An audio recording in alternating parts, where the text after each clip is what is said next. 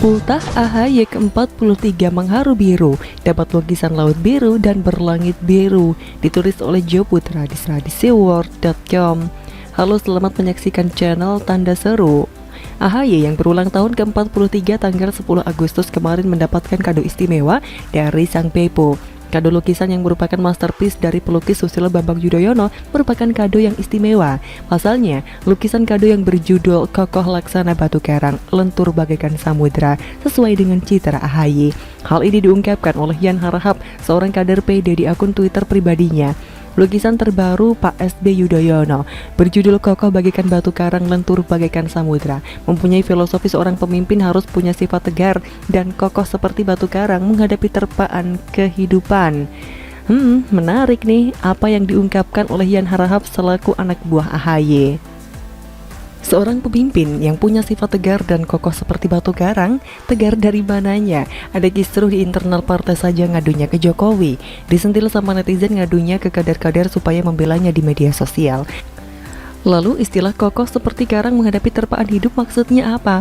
Sifat baper dan caper yang diturunkan dari sifat ayahnya tidak ada korelasi dengan batu karang. Lebih pantas disebut kepala batu karena elektabilitas makin merosot, tapi ngotot menjual drama politik agar elektabilitas naik. Namun sebaliknya, Yan Harahap yakin bahwa makna dari lukisan tersebut bermakna pemimpin harus bersifat tegar, namun harus lentur bagi air laut dan bersikap ramah. Penulis jadi ketawa tapi takut mangkrak. Mana ada air laut lentur, karet kali bisa lentur. Kadang saya geleng-geleng kepala jika membaca cuitan para kader PD. Terlalu hiperbola dalam menarasikan junjungan ketua umumnya. Contoh lebay yang dicuitkan oleh kader PD yang lain, Osi Dermawan melalui akun Twitternya. AHY yang saya kenal pangkatnya hanya mayor, tapi nyalinya bisa jadi melebihi jenderal kalau ada yang mengganggu partai yang dipimpinnya. Apa yang dinarasikan oleh kader-kader PD selaku buzzer Cikeas tentang profil AHY sangatlah bertolak belakang dengan kenyataan. Semua orang juga tahu bahwa AHY masih berpola pikir seperti anak-anak dalam berpolitik. Pola pikir yang cenderung mencontoh strategi ayahnya dalam memainkan drama politik playing victim merupakan cara untuk mengambil simpati publik. Masih segar dalam ingatan dengan kudeta di internal partai, upaya mendongkrak nama AHY sangat terlihat jelas sekali. Isu yang digulirkan hanyalah drama politik yang membosankan dengan memakai isu kudeta. Langkah cerdas namun licik dari partai berlambang Mercy ini berkembang menjadi polemik liar. PD telah melempar framing ke publik bahwa Ketua Umum AHY telah terzolimi. Bertepatan dengan hari lahir putra mahkota Cikeas, beberapa tokoh turut memberikan ucapan. Di antara beberapa tokoh, ucapan khusus melalui video berlatar belakang warna biru dari Anies Baswedan. Ucapan ini yang mendapat sorotan karena keduanya digadang-gadang akan menjadi pasangan unggulan di pemilihan Capres dan Cawapres 2024 nanti. Mas AHY yang saya hormati, yang saya banggakan, selamat milad. Insya Allah selalu dalam kemudahan, selalu dalam ridho dari Allah. Sekali lagi selamat milad, sukses selalu, salam hangat dari Balai Kota. Menariknya lagi, belakangan ini banyak kader PD mempromosikan bakat terpendam sang mantan ketua umum dan mantan presiden ke-6 ini. Mereka dengan bangganya menuliskan setiap judul dari lukisan junjungannya. Debur ombak di Pantai Pacitan merupakan mahakarya yang paling dibanggakan. Lukisan yang berlaut biru dan berlangit biru sesuai dengan warna kebanggaan PD. Bahkan Johnson Sitindaun, seorang elit politik PD, menarasikan cuitannya yang terlalu lebay mendayu-dayu yang membuat penulis tertawa termehek-mehek sambil menjalankan PPKM. Pak SBY memilih melatih bakat melukisnya di studio beliau di Cikeas. Ini lukisan terbaru, pantai di Pacitan, biru di langit, biru di laut, bersatu dalam jiwa, memberi teduh dan mencipta ketenangan.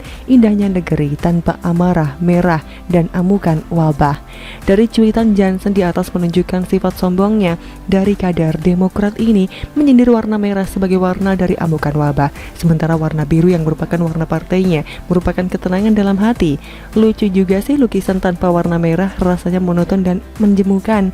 Ya nggak usah heran lah, orang-orang Demokrat punya sifat yang sama, yakni mengharu biru dengan segala kebaperannya. Begitulah kira-kira kata kura-kura. Bagaimana menurut Anda?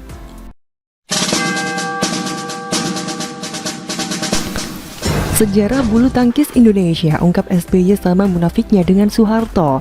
Ditulis oleh Jaya Wijaya di seaworld.com. Halo, selamat menyaksikan channel Tanda Seru. Sepak bola mungkin adalah olahraga paling populer di dunia, tapi olahraga yang paling banyak menghasilkan atlet berprestasi bagi Indonesia adalah bulu tangkis. Hal ini tidak perlu diperdebatkan lagi.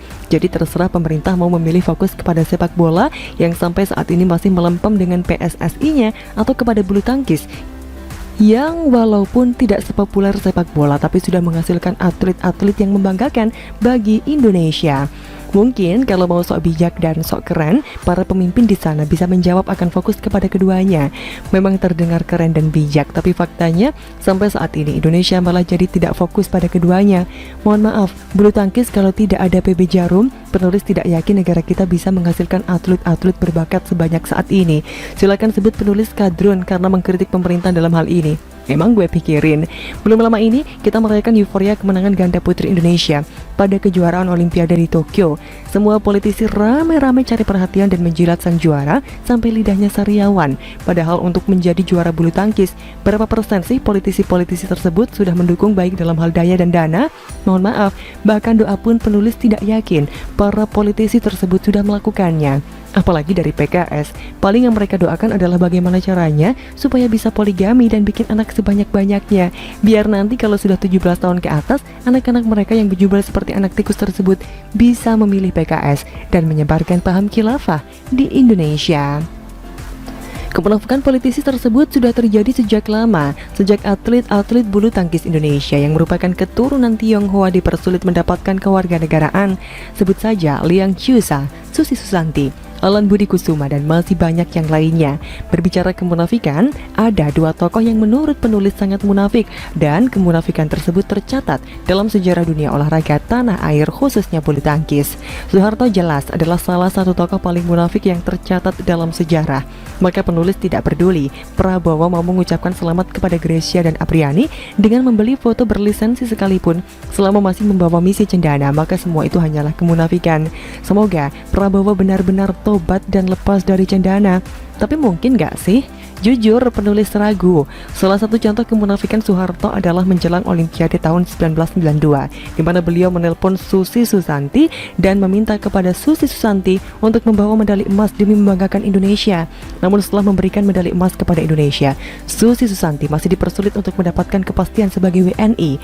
Susi Susanti malah diminta untuk mengurusnya lewat jalur khusus, yang artinya harus bayar duit sogokan. Apa yang dialami Susi hanyalah setitik tinta yang mencatat kemunafikan Soeharto dan pemerintahan Orde Baru. Selain Susi, pelatihnya bernama Liang Chiusa juga mengalami hal yang sama dan akhirnya memilih menjadi warga negara Cina, di mana di sana dia menorehkan banyak prestasi di olahraga bulu tangkis. Pelatih putra Indonesia saat itu Tong Xinfu juga mengalami hal yang sama. Dia juga akhirnya menjadi warga negara Cina dan menjadi pelatih di sana. Hebatnya beliau menghasilkan atlet bulu tangkis Cina yang berhasil menguasai berbagai kejuaraan dunia seperti Lin Dan. Sama dengan saat beliau menghasilkan atlet bulu tangkis pria Indonesia hebat seperti Ardi B. Wiranata, Alan Budi Kusuma, dan Haryanto Arbi. Terlalu panjang jika diceritakan bagaimana kemunafikan Soeharto, khususnya kepada warga keturunan Tionghoa. Banyak dari mereka yang berprestasi diperlakukan diskriminatif, dijadikan kambing hitam dan seolah dibuang dari bumi pertiwi. Yang lebih parahnya, pada akhir masa jabatan Soeharto malah lebih senang memelihara warga keturunan Arab yang kebanyakan cuma bisa kawin kontrak di puncak dan beranak pinak seperti babi yang mereka haramkan. Yang katanya paling berkualitas saja modalnya seperti Anies Baswedan yang setiap membeli sesuatu selalu kelebihan bayar, dan setiap ada masalah selalu diselesaikan dengan rangkaian kata atau ngumpet di ketiak wakilnya. Tindakan Soeharto tersebut juga diteruskan oleh SBY yang memelihara ormas-ormas intoleran dengan anggota bermodal jenggot, celana cingkrang, dan gelar Habib. Mereka semakin berkembang dan melakukan provokasi di seluruh tanah air Indonesia.